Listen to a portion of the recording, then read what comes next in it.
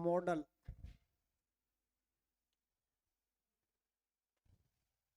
कल नीड और डेयर की बात चली। मॉडल में डेयर और नीड, डेयर और नीड, ये दोनों हेल्पिंग वर्ब का काम भी करती है, यानी कि मॉडल वर्ब का। सभी मॉडल वर्ब क्या है बेटा? हेल्पिंग वर्ब है। और ये कभी मेन वर्ब का काम करती है। ऐसे ही नीड का है, ये कभी हेल्पिंग वर्ब, इसका मतलब है मॉडल वर्ब, और कभी ये किसका काम करती है? मेन वर्ब का। हमें कैसे मालूम चले, यही बात थी कल। देखो सुनो,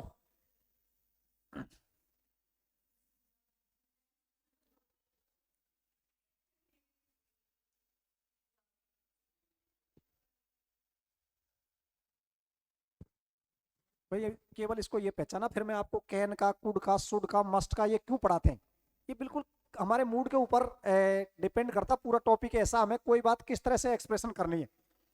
हाँ बेटा, आ जाता कई बार पूछ लेते हैं क्वेश्चन, एक छोटी मोटी एग्जाम हो उसमें, छोटी जैसे कोई एग्जाम है एलडीसी वगैरह हम पूछ ले, कोई पटवारी में, सेक्रेटरी में, कहीं भी काम आ जाता है। लेकिन तो आपको थोड़ा सा याद तो रखना है, पढ़ने में कोई बुराई नहीं है, कोई सी एग्जाम आए चले। ये चीज हम कल डिस्कशन कर चुके हैं। अब आपको तो ये पहचाना कब ये हेल्पिंग वर्ब और कब मेन वर्ब है। सीधी बात ध्यान रखना, हेल्पिंग वर्ब होगी तो या तो सब्जेक्ट से पहले आएगा तो वो सेंटेंस इंट्रोगेटिव होगा, या फिर हेल्पिंग वर्ब रहेगी तो इसके बाद नोट आएगा। बस दो चीज ध्यान रखना है। जैसे I need a pen, I need not help him.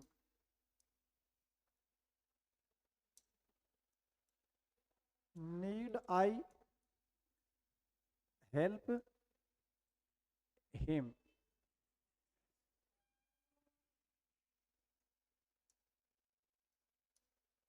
I dare to oppose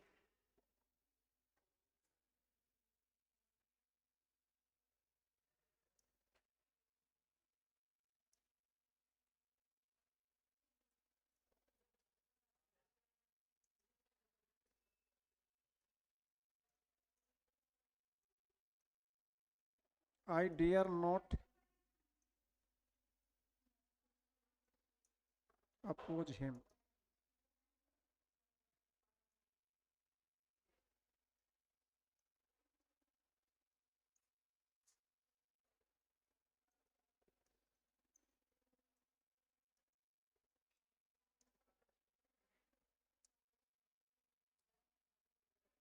हाँ भाई, देखो आप लोग इसमें डेयर कब हेल्पिंग वर्ब है, कब मेन वर्ब है, आप ये देख लें।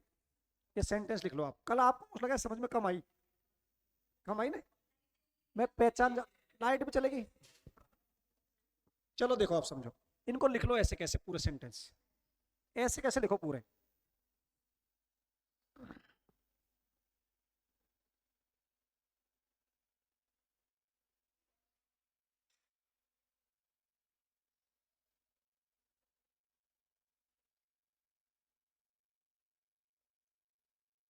टू अपोज वाला लगाना,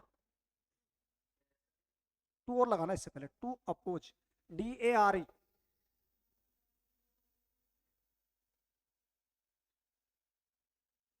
दो चीज याद रखना आप लोगों को, तो या तो नोट लगा होगा तो हेल्पिंग वर्ब है, सब्जेक्ट से पहले अगर यूज की गई है तब भी ये हेल्पिंग वर्ब है। हेल्पिंग वर्ब कैसे यूज की जाती है आपको पता है? या तो नोट लग के आ गया इनके बाद, या किससे पहले आ जाएगा, या सब्जेक्ट से पहले। क्योंकि हेल्पिंग वर्ब को सब्जेक्ट से पहले रखेंगे, इसका मतलब इंट्रोगेटिव बनाएंगे। लिख लो एक एक लाइन छोड़ के, फिर मैं एक एक का पोस्टमार्टम करता हूँ अभी।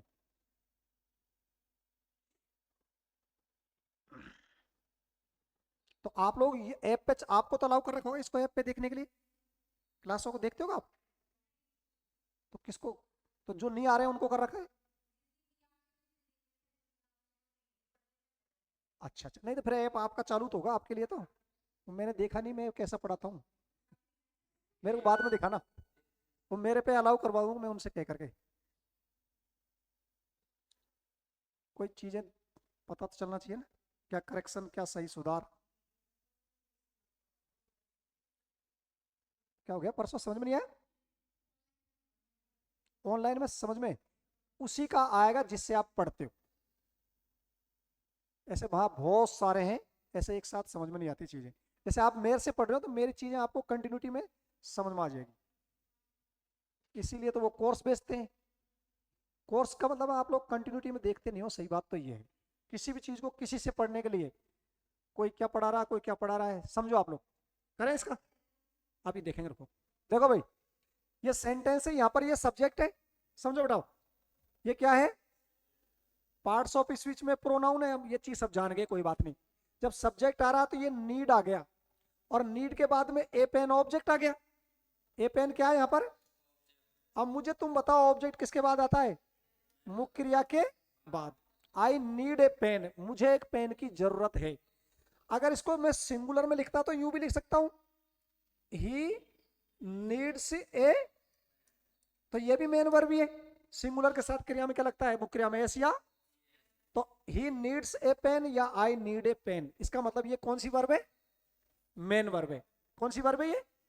आई play hockey, I write a letter, तो वही सा है ये, आई के साथ एस एस लगेगा ही नहीं।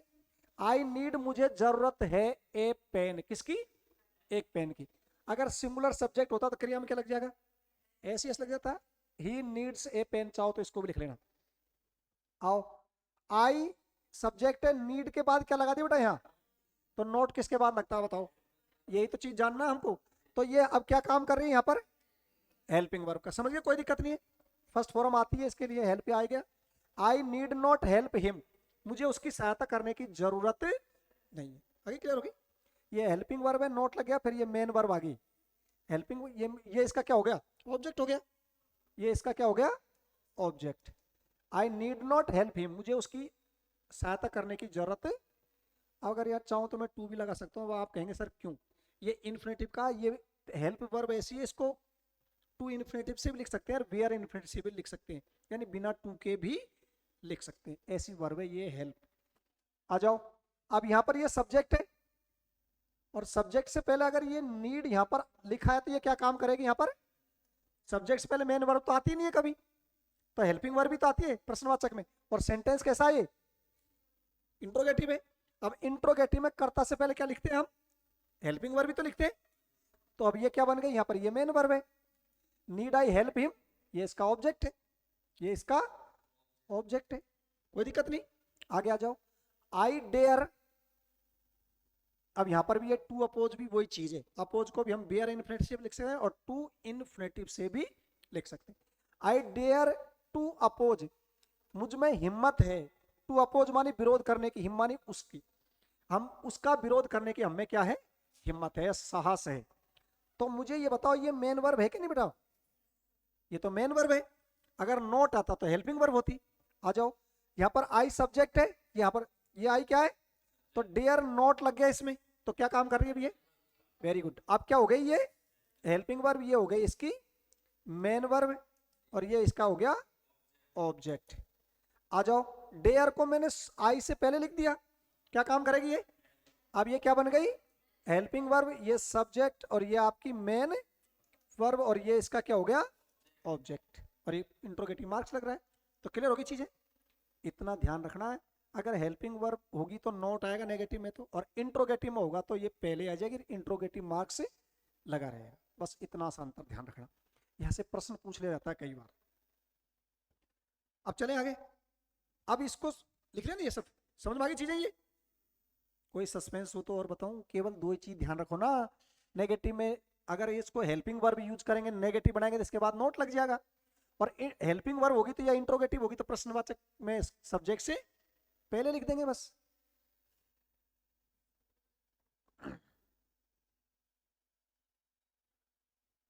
अब क्लियर है?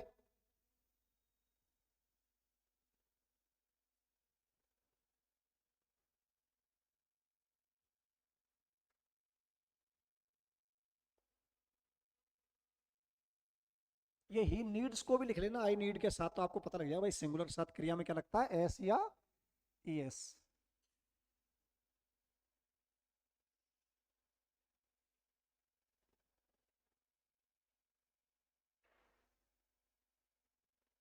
अब मैं आपको एक एक वर्ब के बारे में, हेल्पिंग वर्ब, कैन का, कुड का, मे का, माइट का, मैं बता देता हूँ आप लोग, है ना। बहुत ये कन्वेंशन का ऐसा टॉपिक है, ये केवल हमारी अभिव्यक्ति के लिए काम में लेते हैं, हमको किस तरह से अपने विचार एक्सप्रेशन करने हैं। हटा दो भाई, चलो आओ एक एक को समझ लो। आपका एक तो है कैन, क्या है ये कि, और एक इसका पास्ट क्या बताओ, कुड। पास्ट क्या है इसका, कुड। ये प्रेजेंट में है और ये आपका पास्ट में है। कैन का अर्थ, हिंदी अर्थ वैसे सकना है, होता है, सकता है। इसका मतलब ये प्रेजेंट टेंस की कोई एबिलिटी, कोई कैपेसिटी, कोई पावर, अच्छी तरह समझना, मैं बहुत अच्छी तरह एक्सप्लेन करके समझा रहा हूँ। ये बहुत ऐसा टॉपिक है, कोई लोड लेने की जरूरत नहीं है, बहुत सिंपल है।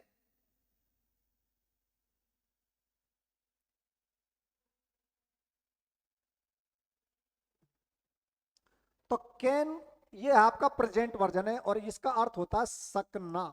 इसका मतलब क्या आएगा, सकता है, सकती है, ऐसे तो आएगा, सकता है, सकती है। सही लिख रहा हूं क्या मैं हिंदी में? सकता का मतलब ऐसा नहीं है कहीं चूल्हा पे सेकता हो।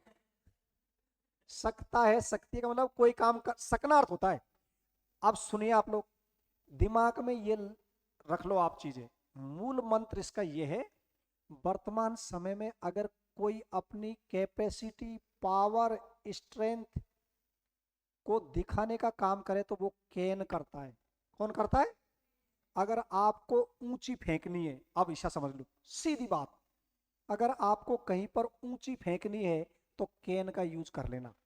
तुम किसी पार्टी में जाओ, समझो बहुत अच्छा, कोई ऐसा लोड लेने की आवश्यकता नहीं है। तुम किसी पार्टी में जाओ और एक लड़की शानदार डांस कर रही है और तुम खड़ी खड़ी देख रहे, तुमको ये भी नहीं है, पैर उठाना भी नहीं जानते आप, और तुम क्या, I can, I can, I can dance, I can dance like this girl, या मोर बेटर दिस गर्ल, मैं इस लड़की जैसा डांस कर सकती हूं या इससे अच्छा। तो ऊंची फेंकने का काम करता है केन। ये एक कतई जनरल सेंस की बात है। अब इसमें आपको बुक्स में क्या दे रखा है, एबिलिटी,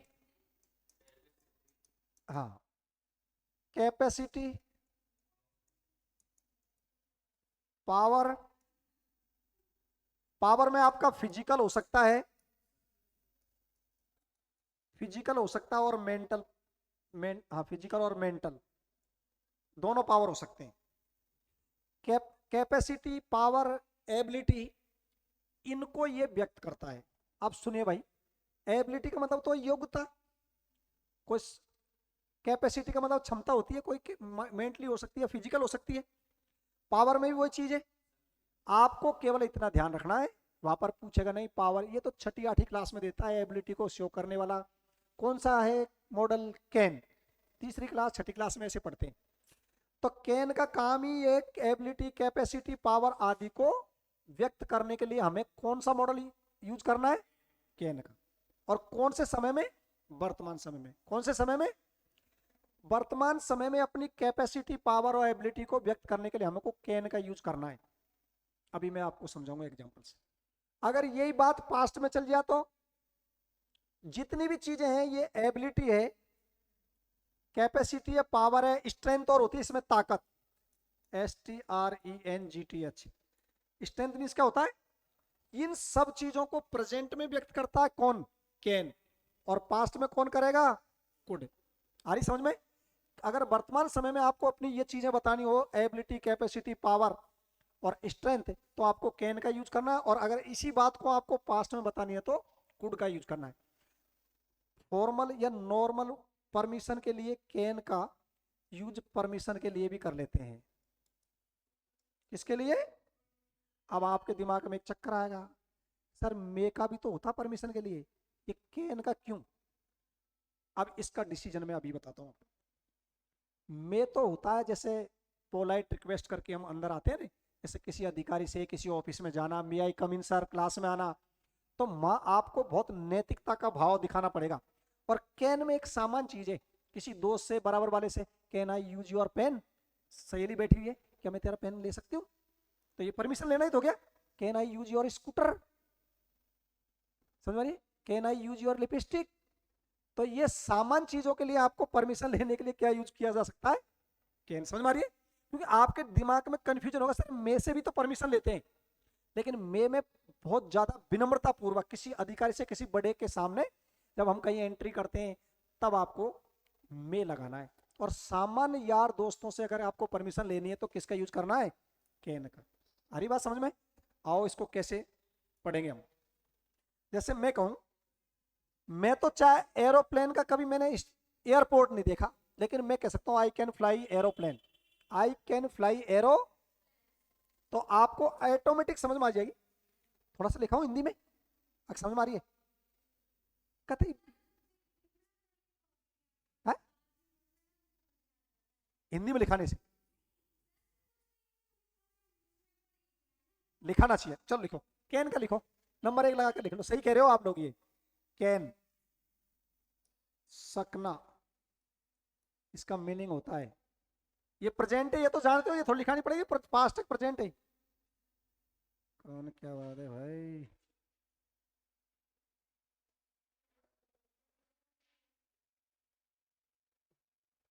कैन का अर्थ है सकना, लिखो। इसका हिंदी में लिखा दूं, इसका प्रयोग,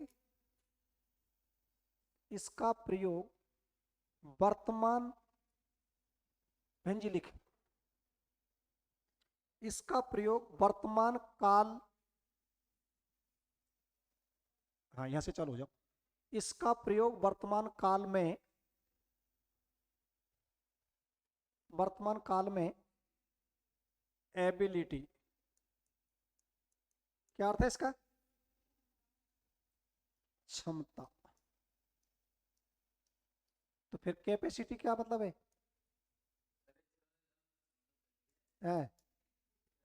हाँ ये तो क्षमता और योग्यता एक ही थे, तेने खेती ले या के हिंदी में चक्कर पड़ रहा है।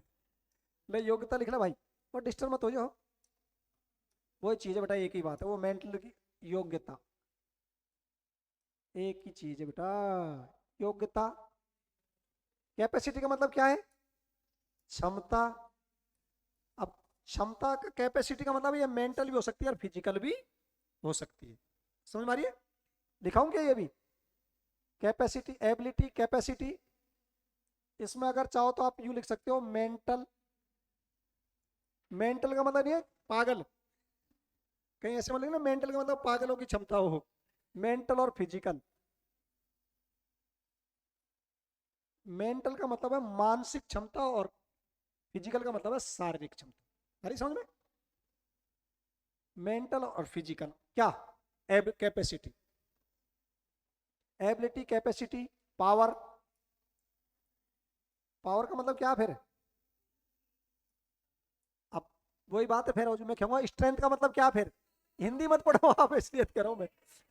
पावर का मतलब वही शक्ति है, फिर स्ट्रेंथ, STRENGTH, क्या मतलब इसका, ताकत है, वही बात है। लो, ज्यादा हिंदी से नहीं पढ़ना चाहिए।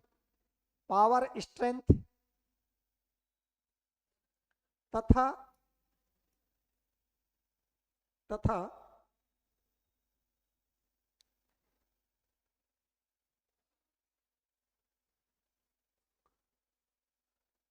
तथा परमिशन।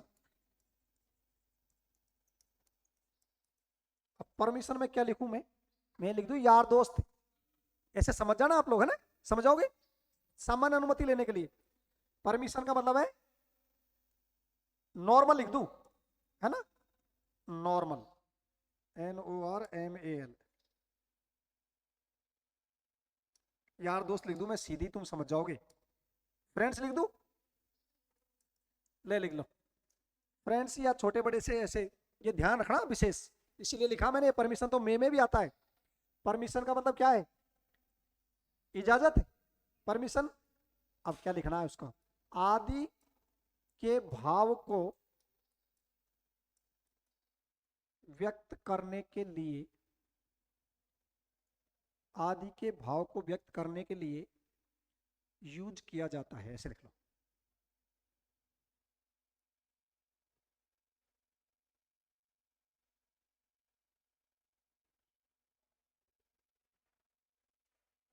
व्यक्त करने के लिए यूज किया जाता है।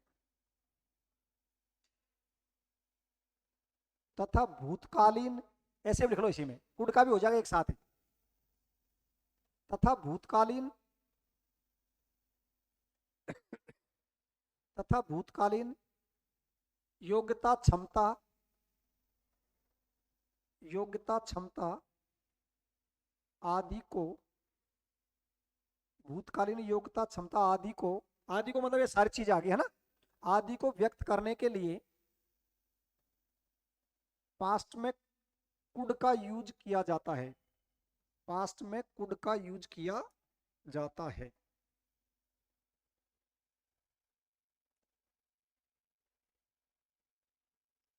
अब थोड़ा सा समझो, आपको मैं समझो, कब वर्तमान की और कब पास्ट की और कब प्रेजेंट की है। मैं यूं कहूं, मैं तेज दौड़ सकता हूं, ये कौन से काल की बात है? प्रेजेंट। कौन से काल की बात है? प्रेजेंट। मैं इस हैवी बॉक्स को उठा सकता हूं, इसका मतलब मैं प्रेजेंट की बात कर रहा हूं। मैं इस पहेली को, मैं इस क्वेश्चन को सॉल्व कर सकता हूं, मैं इसे हरा सकता हूं, ये तो कौन सी प्रेजेंट टाइम की बात चल रही है। अगर पास्ट में इसे कहेंगे तो क्या करेंगे? थोड़ा सा एक उदाहरण समझिए, जैसे आपसे आपके पापा जी कहें, यार बेटा जाना और वह खेत पे सिर्फ एक भरोटा चरी काट लिया या चारा लेके आ, तू कहो नहीं पापा जी मेरे तो हाथ पैर दुखे, मेरी सरदा नहीं है, साइकिल हो या मोटरसाइकिल हो तो ला सकता हूँ। समझ मारी बात? फिर पापा जी क्या कहेंगे? जब हम तेरी सी तरह जवान थे, समझ मारी क्या कह रहे हैं वो? जब मैं तेरी अवस्था में था ना, जब हम 30 किलोमीटर दूर पैदल जा नुकसान में पुआ खाया हुआ। आ रही समझ में? कब की बात कर रहा है वो? पास्ट की तो बात कर रहा है। जब हम तेरी उम्र के थे तो पास्ट की बात है। समझ मारी बात है? तो पास्ट की बात कौन करता? और सुनो, तुमसे कोई आदमी, जैसे आप बहुत पैसे वाले थे पहले, अब हो सकता है कोई किसी तरह कोई प्रॉब्लम हो, आप किसी से साइकिल मांग ले, यार आप साइकिल दे देना यार, अब वो मना कर दे, अरे फिर तुमको गुस्सा आ जाएगा, अरे यार भाई साहब ये तो बात खराब होगी, इसलिए नहीं, हम बहुत तगड़े पैसे वाले थे तो साइकिल क्या, हम क्या रखते थे पहले? मोटरसाइकिल। तो जब आप पीछे की बातों को दोहराएंगे, पीछे की बात दिखाएंगे, तो वो पास्ट की कैपेसिटी होगी आपकी। पहले हम, अब नहीं है लेकिन पहले हम क्या थे? रिच थे। तो कोई न कोई कुड में आपको डबल सेंटेंस मिलेगा और वो आपको क्लियर कर देगा ये पास्ट की एबिलिटी है। आओ सेंटेंस से समझने का प्रयास करें। I run fast and win the race. लो बताओ, लिखो।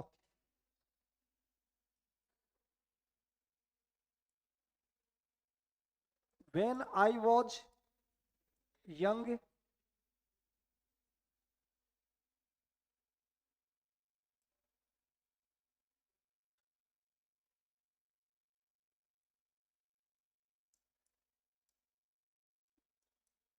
लो डिसाइड करो क्या कह रहा सेंटेंस।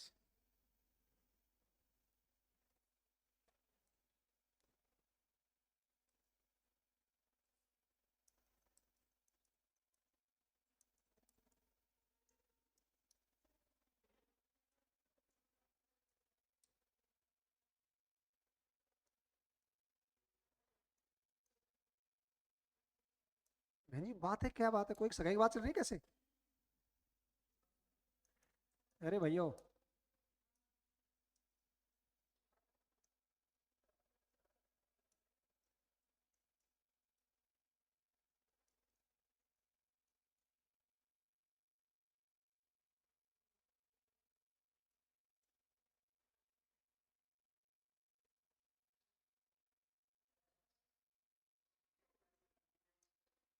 लो पढ़ो और समझो और भरो।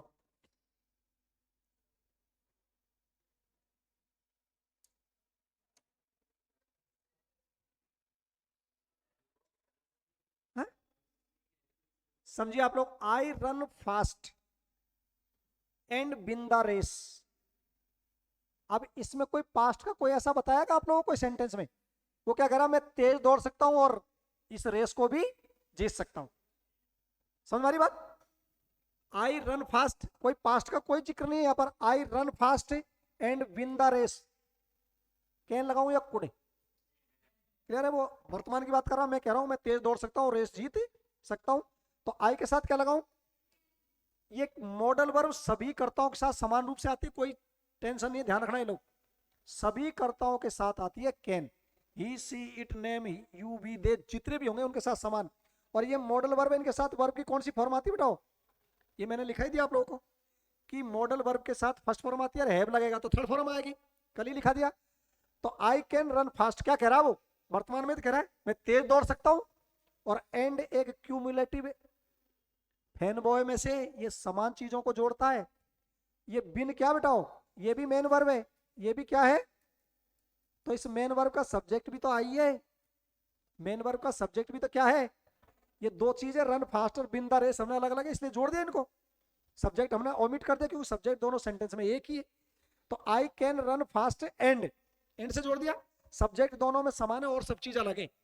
इधर रन फास्ट वो अलग है या बिन द रेस अलग है, तो हमको जो अलग हो गई दोनों चीजों को, उनको ही तो जोड़ना है। एंड विन द रेस, और क्या जीत सकता हूं मैं? तो ये क्लियर होगी चीज है, कहने की बात। ये वर्तमान में कह रहा है कि मैं तेज दौड़ सकता हूं और रेस जीत सकता हूं, तो वर्तमान कैपेसिटी दिखा रहा है। आ जाओ, ये क्या कह रहा है बहन जी, क्या अर्थ है इसका? जब ये सीधे सब्जेक्ट से पहले आ जाता है तो इसका रिलेटिव प्रोनाउन है, इसका के का हिंदी उच्चारण जे हो जाता है। के का क्या हो जाता है? और अगर यहाँ पर हेल्पिंग वर्ब लगा दूंगा तो वो कब हो जाएगा, वो प्रश्न पूछेगा फिर। तो इसका मतलब क्या है अभी? जब, व्हेन आई वॉज, जब मैं था यंग, क्या था? कब की बात है ये? तो आई रन फास्ट, कैन लगाऊं या कुड लगाऊं? सामान्य बात है, जब बात ही पास्ट की चल रही है तो यहां भी क्या लगाना है? तो क्या जाए बताओ? ये लिखा दिया आपको could, I could run fast, जब मैं जवान था ना मैं भी तेज दौड़ सकता था, यही तो होगा। तो ये आपके पास्ट की कैपेसिटी दिखा दी उसने। क्लियर है? आ जाओ आगे, समझ में आ रही है? ये बात वॉज किस में आता है? पास्ट टेंस में, तो पास्ट में आपको कुड ही लिखना है। और आ जाओ, ही लिफ्ट, लिफ्ट का मतलब होता है बेटा उठाना। लिफ्ट का मतलब क्या है? लिफ्ट होती है ना, lift. He lift this heavy box, सामान सेंटेंस है यार, ये इस बॉक्स को, हैवी बॉक्स को उठा सकता है, मैं कह दूं भाई ये उठा सकता है, तो वर्तमान की तो बात चल रही है। क्या लिखूं बताओ? He can lift this heavy, ये पावर बता दी, मेंटल वो फिजिकल पावर बता दी, यहां पर बिल्कुल सामान चीज है। अब यहां पर he lift this heavy, lift this और है बेटा, ये this heavy box, he lift this heavy box when I was 10 years old। क्या इसमें कोई गलती है कि ये सही है? इस चीज पर जिक्र करो। है? ये 10 years old मैंने आपको न्यूमरल उसमें पढ़ाया, 10 years old, 100 rupees, तो ये सही है या गलत है? 10 years old ऐसे नहीं हटेगा, इस पे मैं डिस्कशन करूंगा, पहले तो आ जाओ मॉडल पर। ये वो जा रहा तो क्या भरू बेटा यहाँ? ये तो आप समझ गए, कुड भरेंगे। क्या भरेंगे? He could lift this heavy box, वह इस भारी बॉक्स को उठा सकता था जब वो क्या था? 10 वर्ष का था। चाहे 20 years लिख दो, कितने भी लिख दो, उससे कोई दिक्कत नहीं। ये के ग्रामेटिकल टर्म से 10 years, क्या ये सही है या गलत है? आपको सस्पेंस हो रहा होगा, इस पर मैं थोड़ी सी बात करता हूँ। 10 में सर कभी तो आप ये एस लगा रहे हो, कभी हटाते हो, क्या कारण है? यहाँ पर लिखा 10 years old, इसी को ऊपर लेकर के मैं आपको समझा दूं। ये आपको न्यूमरल उसमें पढ़ा हमने, ध्यान रखना। जब 10 years old 10 years old, एक तो ये लिख रहा हूं मैं, फिर मैं एक यू भी लिख सकता हूं, ए 10 year old मैन, बॉय लिख दूं, मैन का ही हो, ठीक बटो, बॉय। बताओ बेटा आप क्या अंतर है इसमें? चाहे मैं आपको ये भी हटा देता हूं, लो चलो, अब मुझे बताओ, यहां तो मैंने लगा दिया एस, और यहां पर भी लगा दूं क्या एस? ये मैंने उसमें पढ़ा है आपको, शानदार, और ये बहुत आता है न्यूज़पेपर में, ध्यान रखना। इसका क्या कारण है? ये जो ओल्ड क्या बेटाओ, ओल्ड एडजेक्टिव है। ओल्ड क्या है? एडजेक्टिव है।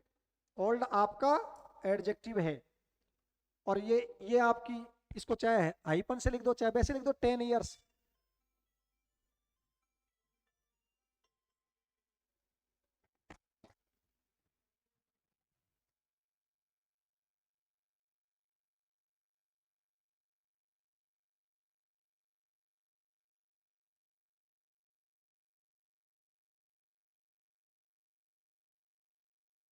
यहाँ पर एडजेक्टिव, यहाँ पे आओ बेटाओ, ये एडजेक्टिव है। सर ये क्या हो रहा है? और ये नाउन है।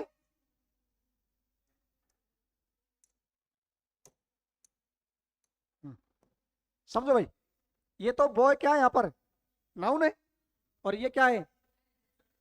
ये नाउन है, ये एडजेक्टिव है, तो ये 10 ईयर्स भी तो किसका काम करेगा?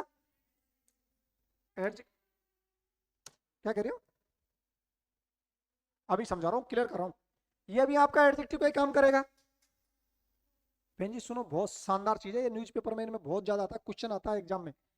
10 ईयर्स ओल्ड, ये तो क्या है? नाउन है।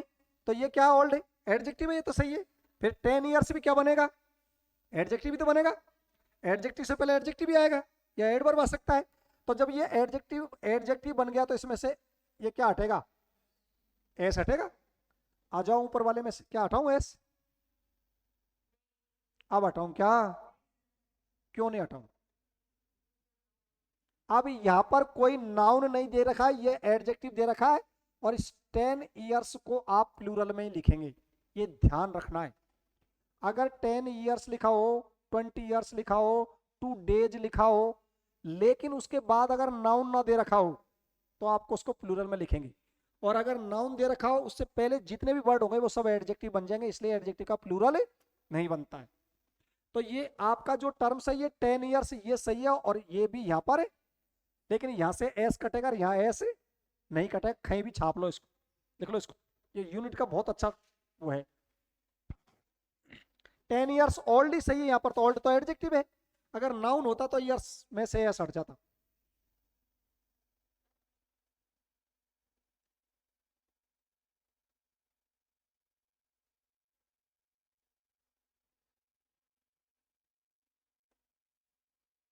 आगे समझ में? ये ध्यान रखना, अगर एडजेक्टिव हो तो इसको, ये जो यूनिट है इसको हम प्लूरल में लिख सकते हैं। अगर एडजेक्टिव के बाद नाउन दे रखा तो ये एडजेक्टिव बन जाती है, इसको प्लूरल में नहीं लिखते हैं।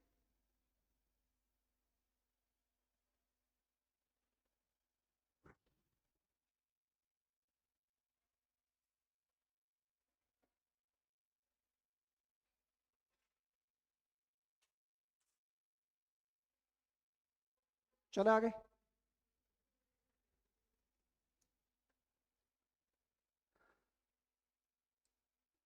Can I use your pen?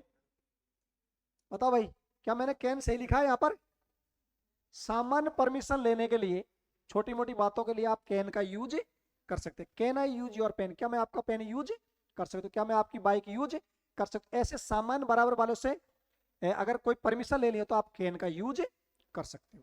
Clear है? जब इसीलिए मैंने फ्रेंड लिखाया वहां, यानी सामान्य या बराबर वालों से अगर कोई अनुमति लेनी हो किसी चीज के लिए, तो आप कैन का use, can I use your pen, can I use your copy, can I use your bike, can your can I use your cycle bicycle.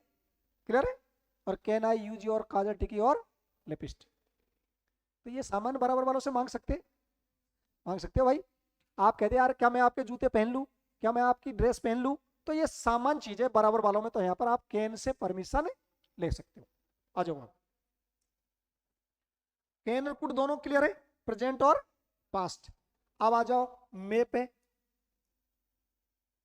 ये तो प्रेजेंट है इसका, ये पास्ट क्या है इसका बताओ? माइट।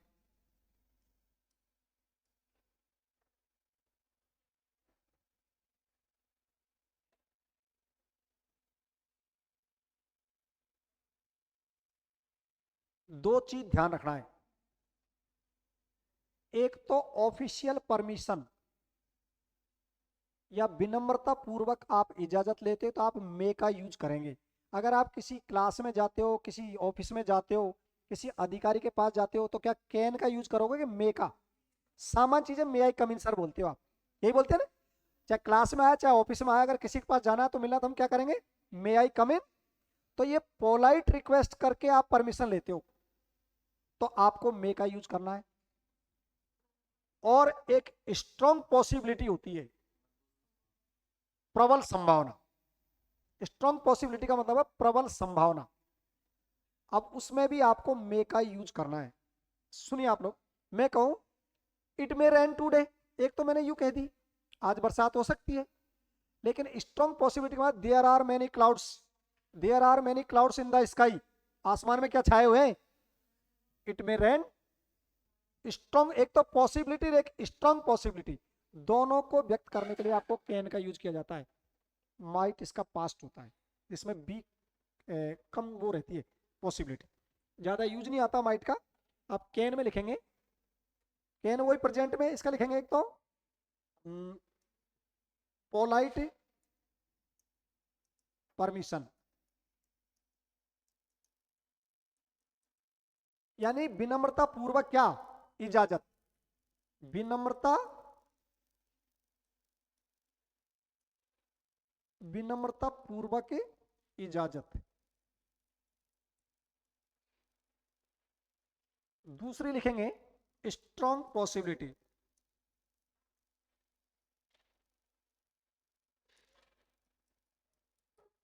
स्ट्रॉन्ग पॉसिबिलिटी, प्रबल संभावना, प्रबल संभावना।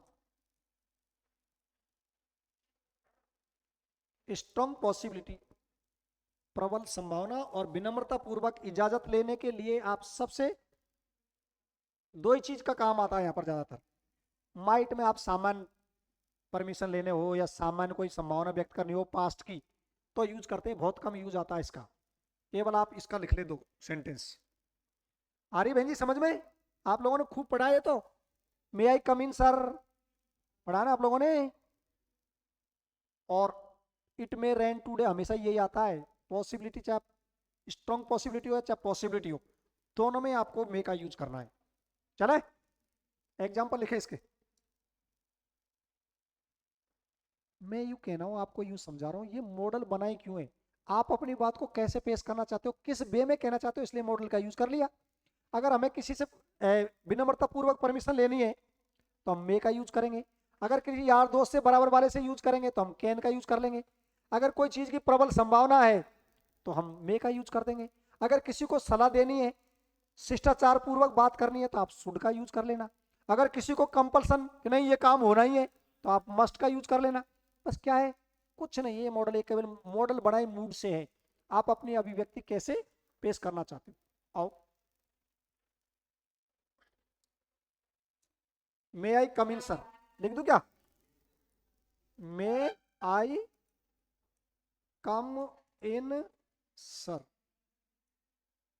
प्रश्नवाचक लगा दो चाहे एक्सक्लेमेटरी लगा देते, इसमें कोई जरूरत नहीं है। मे आई कम इन सर, क्या श्रीमान में अंदर आ सकता हूं या आ सकती हूं? और लिखो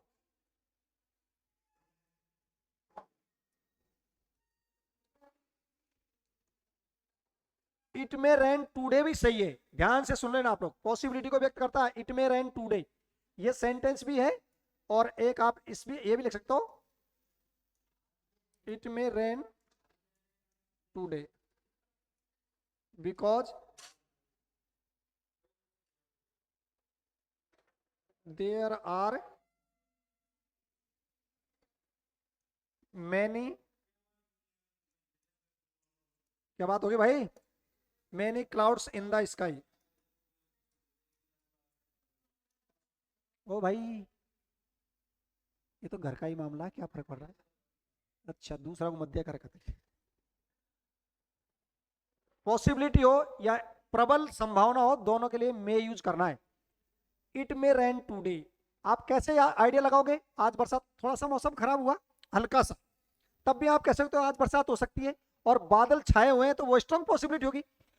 it may rain today because there are many clouds in the sky, क्योंकि आज तो आसमान में क्या छाए हुए हैं, बहुत ज्यादा बादल है, इसलिए बरसात हो सकती है।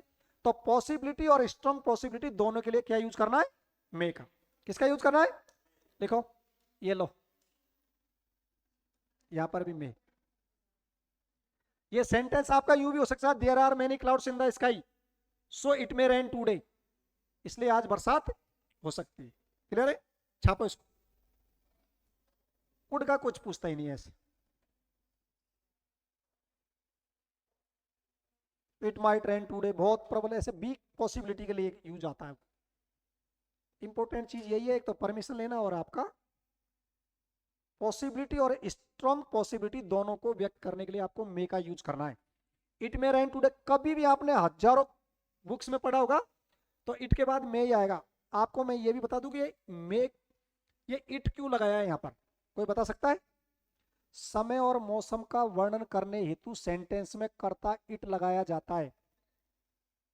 ये इंट्रोडक्टरी सब्जेक्ट होता है, इसका कोई मीनिंग लेकिन इसको स्टार्ट ही आपको इट से करना होगा।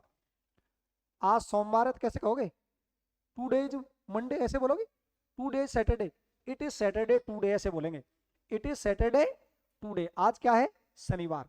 तो समय और मौसम का वर्णन करते हैं तो उसमें कर्ता लगाते हैं इट। प्रीपोजिशन में आपको ये चीज पढ़ाई जाएगी। इट मे रेन टूडे, आज बरसात हो सकती है, बिकॉज क्योंकि there are many clouds in the sky, strong possibility होगी, आसमान में बहुत ज्यादा बादल छाए हुए हैं इसलिए आज बरसात हो सकती है। चले, लिख दिया भाई, आ जाओ शुड का लिख लो एक।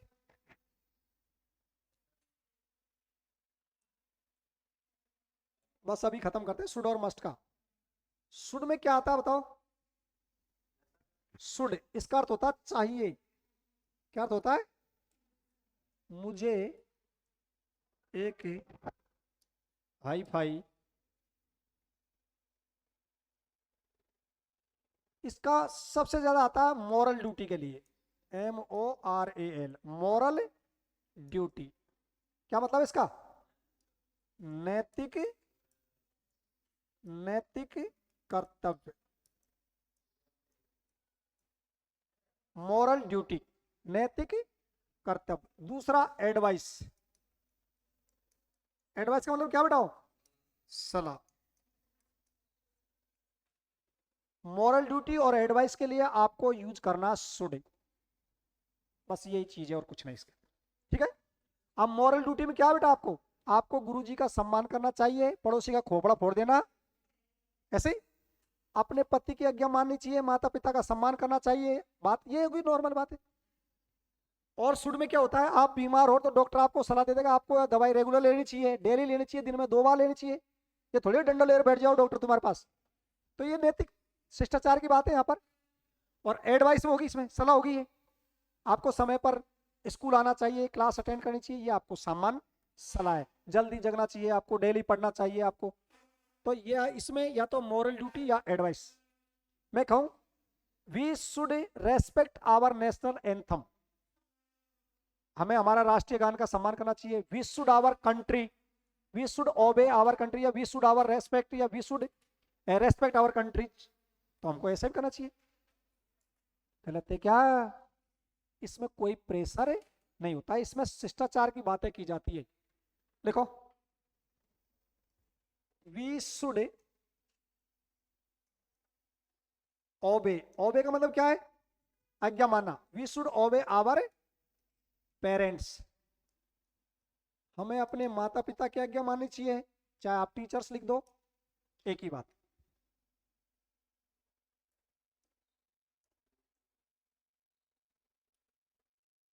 We should respect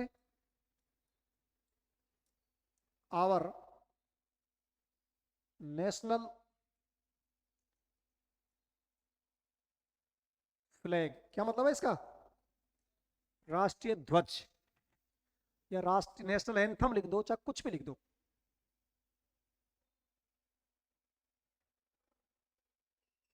we should respect our country,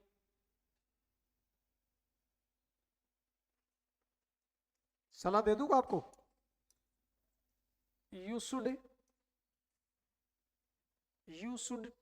take your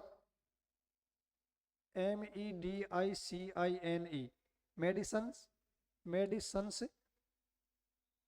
in time. In time लिख दो चाहे रेगुलरली लिख दो, एक ही बात है। ये भी आपकी सलाह होगी। अगर मैं नेगेटिव लिखूं तो एक सेंटेंस और लिख सकता हूं, you should not live in bad company. ये भी तो लिख सकता हूं मैं, you should not live LIV in bad company. बताओ बेटा, ये भी तो सलाह ही है, ये भी नैतिक सलाह ही मान लो। आपको बुरी संगति में नहीं रहना चाहिए।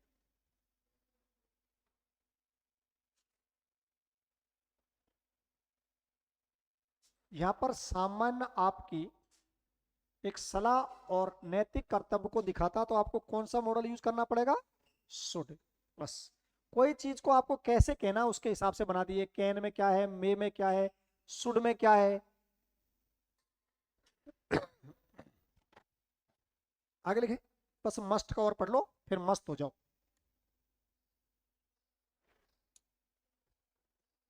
मस्ट, मस्ट का अर्थ भी क्या है बताओ? चाहिए। इसमें आता है ऑब्लिगेशन, OBLIGATION। ऑब्लिगेशन का मतलब क्या होता है बताओ?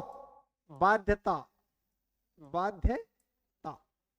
ऑब्लिगेशन बाध्यता होती है, और इसी को ज्यादा ये, अब मैं समझाऊं कैसे बाध्यता होगी। यहाँ ये काम करना चाहिए, नहीं करना चाहिए, ऑब्लिगेशन का मतलब ये बाध्यता है।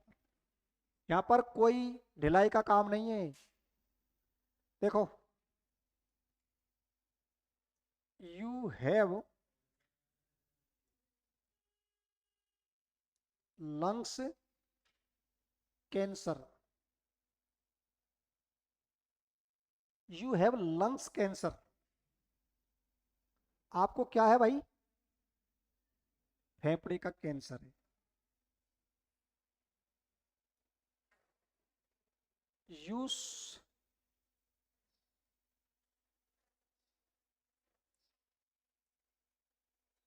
Should consult the doctor. बताओ बेटाओ, यहां पर मैं शुड लिखूं या मस्ट लिखूं? कहीं खरा तू तो रे बात चुप रह, थोड़ा सा अंग्रेजी पढ़ाऊं जब तो बोला मत कर। बाई बात कौन सा कही? बाई बात है नहीं कही नहीं, वो पता पिरांडा में छाना ही नखड़ा गारंटी। तो थारा दिमाग इतने की बनी हो, चुप बोला मत। बता भाई, आपको ये सेंटेंस क्या दिखा रहा है? You have lungs cancer. आपको तो लंग्स कैंसर है, तो यह बाध्यता है कि नहीं? आपको मिलना चाहिए कि नहीं मिलना चाहिए?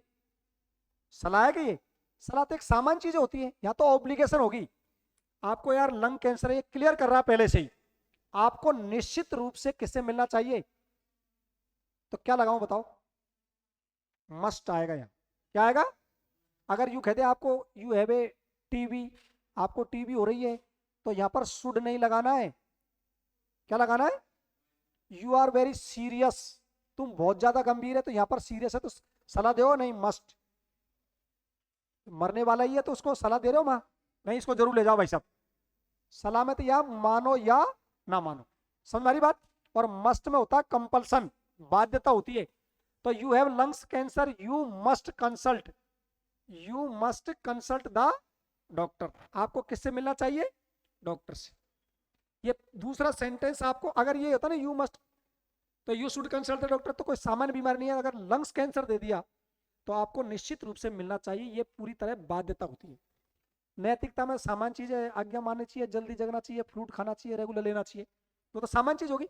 लेकिन यहां पहले ही बता रहा वो लंग्स कैंसर है आपको, इसलिए आपको डॉक्टर से अवश्य मिलना चाहिए। Okay clear?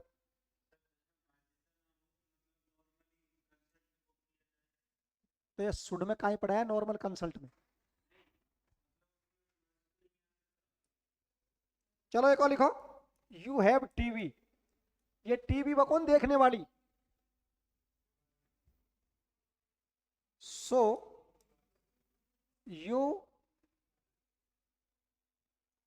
Take its treatment. बताओ बताओ क्या लिखूं? अरे क्या लिखूं भाई? यू हैव टीबी, आपको क्या होगी टीबी, तो you must take its treatment, आपको इसका निश्चित रूप से क्या लेना चाहिए, इलाज लेना चाहिए। तो क्या लिख दें यहां, ये मस्ट ऑब्लिगेशन को दिखाता है। और मैं कहूं आपको टीबी है, और लिख लो एक, you have TB so you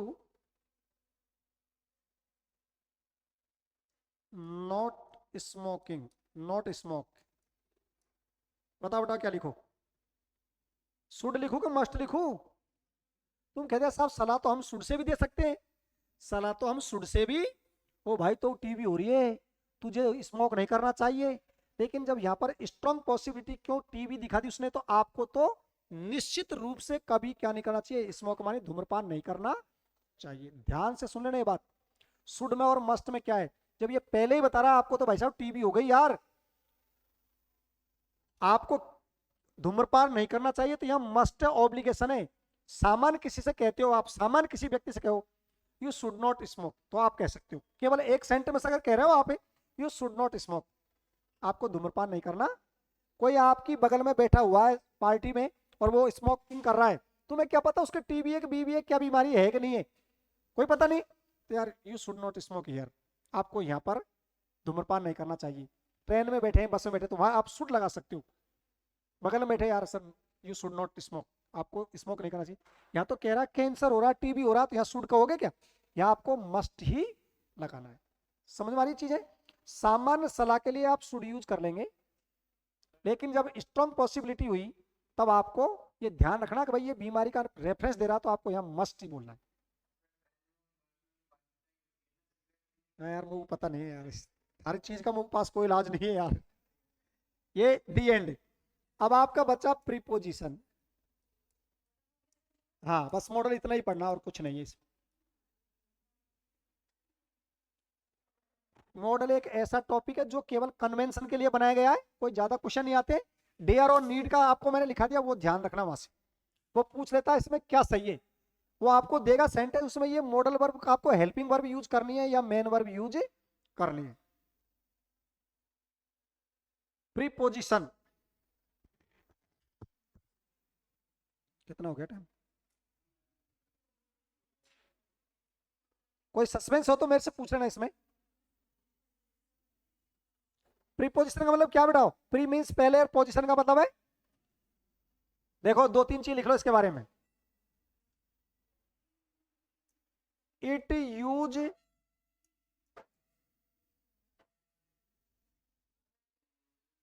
it uses before a noun और प्रोनाउन।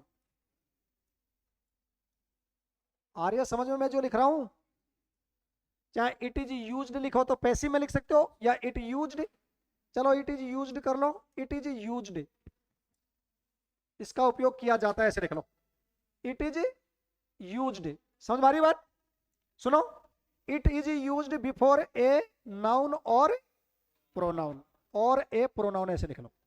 समझ में आ गई चीज, अरे प्रीपोजिशन खूब बताया मैंने। इट इज यूज्ड, इसका उपयोग किया जाता है बिफोर मानी किससे पहले, एक नाउन से पहले और एक प्रोनाउन से पहले, और वो नाउन प्रोनाउन इस प्रीपोजिशन का क्या कहलाता है, क्या कहलाता है, ऑब्जेक्ट। क्या कहलाता है, बहुत अच्छा टॉपिक है, ध्यान रखना ये।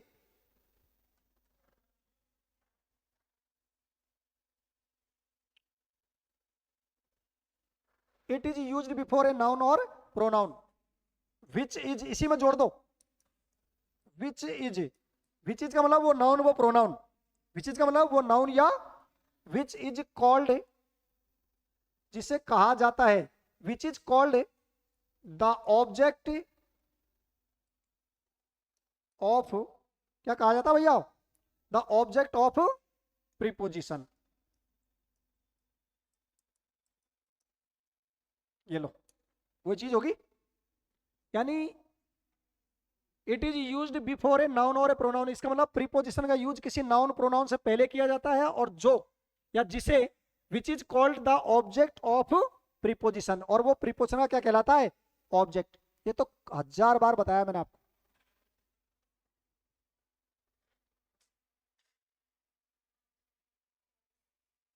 एक और लिखा दूं मैं चीज आपको, और लिख लो इसकी बात। अब बताओ ये क्या सेंटेंस में सब्जेक्ट बन सकता है कि प्रीपोजिशन का ऑब्जेक्ट? अरे प्रीपोजिशन का ऑब्जेक्ट सब्जेक्ट बन सकता है सेंटेंस में? नहीं बन सकता। ये तो मैंने शुरू में ही बता दिया आप लोगों को, ठीक है ना। लिख लो ये और लिख लो, the object, OBJECTIV, the object of preposition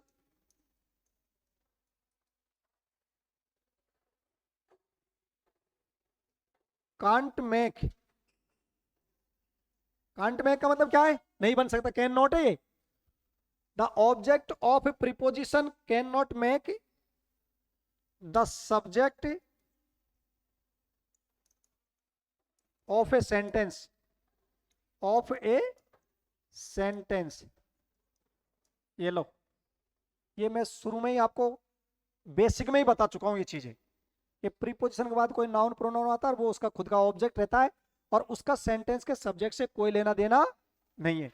the object of preposition can't make the subject of a sentence. Clear?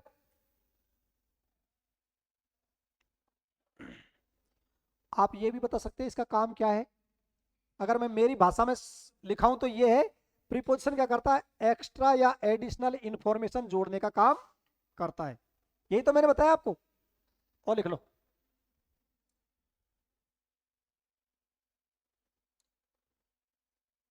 It हमेशा प्रीपोजिशन के लिए आ रहा है, ध्यान रखना। इट इज यूज्ड, इसका यूज किया जाता है।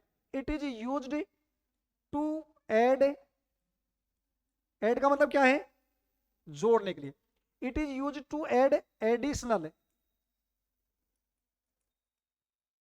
एडिशनल का मतलब क्या, अतिरिक्त, additional information,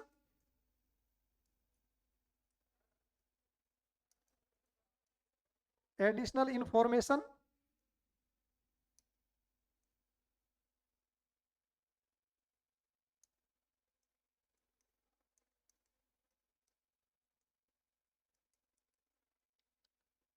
it is used to add, to add का मतलब बेटा जोड़ना, एडिशनल में अतिरिक्त, information in the sentence,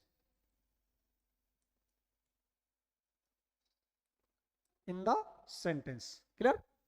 it is used to add additional information in the sentence. ये सेंटेंस में इसका यूज क्यों किया जाता है, अतिरिक्त सूचना जोड़ने के।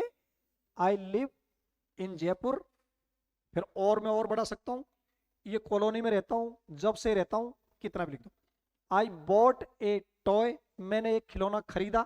फिर मैं लिख सकता हूं फ्रॉम द मार्केट, या बरकत नगर, या जगतपुरा, कहीं से भी लिख दो आप। कब खरीदा तो आप समय लिख सकते हो, किसके साथ गए आप वो भी लिख सकते हो। तो प्रीपोजिशन का काम है एडिशनल इंफॉर्मेशन जोड़ना। इसका यूज किससे पहले होता है, ये लिखा कि नहीं लिखा हमने, लिख दिया ना ऊपर, नाउन और प्रोनाउन से पहले। क्लियर? थोड़ा सा दर्शन करा देता हूं आपको एक प्रीपोजिशन का, लिख दे। सबसे पहले हम लिखेंगे एक नंबर में यूज ऑफ इन, ऑन और एट, बिफोर टाइम। ये ध्यान रखना विशेष, पहला यूज हम इसका पढ़ रहे हैं इन ऑन एट का, किससे पहले पढ़ेंगे, समय से पहले।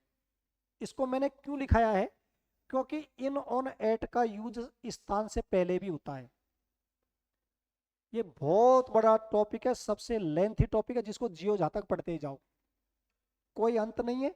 फिर भी मैं आपको समझाकर प्रयास करूंगा। समय बहुत सारे हैं, कभी इन ऑन एट आ रहा है, कभी फोर सिंस आ रहा है, कभी फ्रॉम आ रहा है, कभी टू आ रहा है। सर ये क्या हो रहा है, इससे आप मस्तिष्क में जमाने के लिए ये चीज ध्यान रखेंगे, इनका प्रयोग कब करना, ऑन का कब और एट का कब। चाहो तो मैं इसको एक लेंथ से बता सकता हूं, और आप डिटेल पढ़ना चाहे तो मैं डिटेल पढ़ा दूँ। एक एक कितना टाइम हो गया आपको? ज़्यादा तो नहीं हो गया टाइम कि मैं बेवजह ही पढ़ा रहा हूँ? ज़्यादा ही पढ़ा रहा हूँ? तो चलो कोई बात नहीं, कल जब भी हम नेक्स्ट क्लास होगी आपको इनोनेट का प्रयोग मैंने लिखा दिया बिफोर टाइम। सबसे पहले किससे पहले पढ़ेंगे हम? टाइम से। चलो आप बोल भाई, दिए तो तू काहे पूछे यार।